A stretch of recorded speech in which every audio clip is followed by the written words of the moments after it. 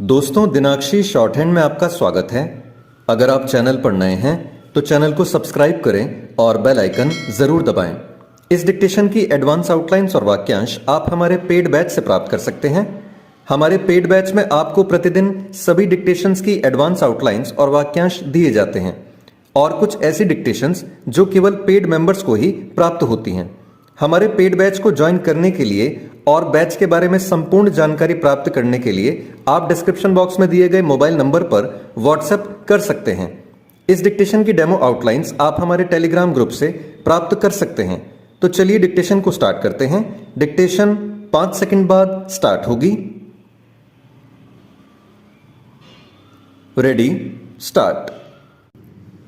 राहुल गांधी मुस्लिम तुष्टीकरण के कांग्रेस के एजेंडे को किस तरह बिना किसी शर्म संकोच धार देने में जुट गए हैं, इसका पता इससे चलता है कि अपनी अमेरिका यात्रा के दौरान पहले उन्होंने कहा कि भारत में मुसलमान निशाने पर हैं, फिर उन्होंने केरल में अपने सहयोगी दल इंडियन यूनियन मुस्लिम लीग को पंथ निरपेक्ष होने का प्रमाण पत्र देते हुए कहा कि उसमें कुछ भी गैर सेक्युलर नहीं है।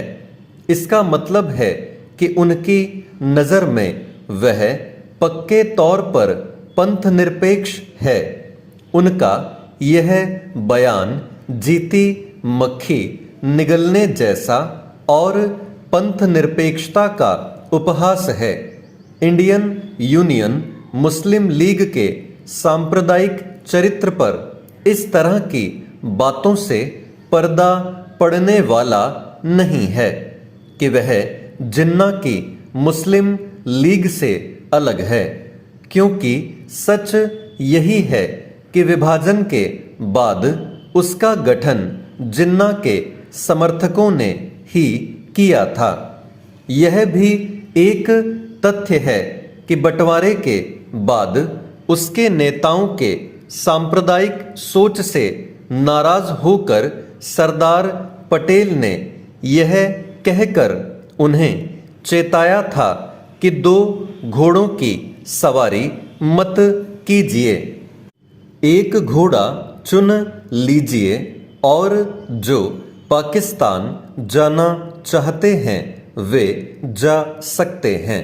सरदार पटेल ने यह कहने में भी संकोच नहीं किया था कि लीग के जो समर्थक महात्मा गांधी को अपना दुश्मन नंबर 1 बताते थे, वे अब उन्हें अपना दोस्त कह रहे हैं।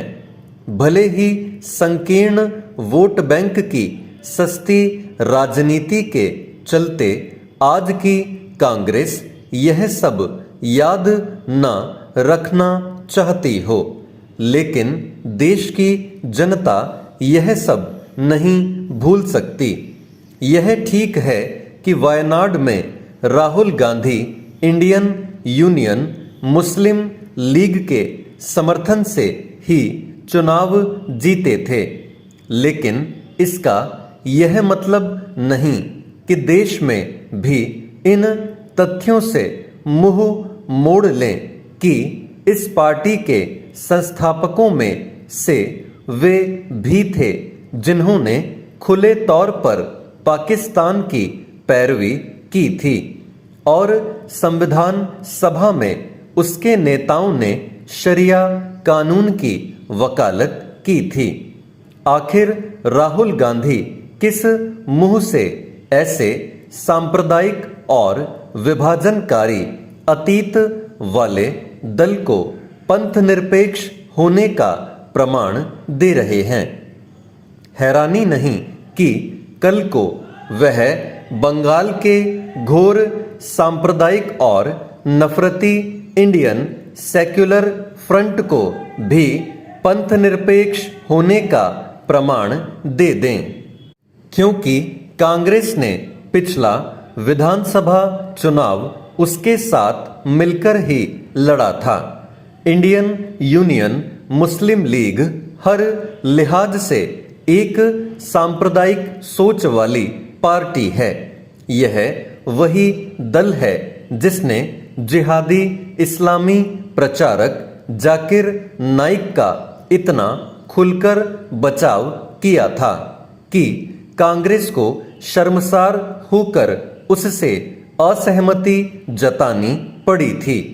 यह भी किसी से छिपा नहीं कि इंडियन यूनियन मुस्लिम लीग ने किस तरह यह कहा था कि वंदे मातरम मुस्लिम विरोधी है।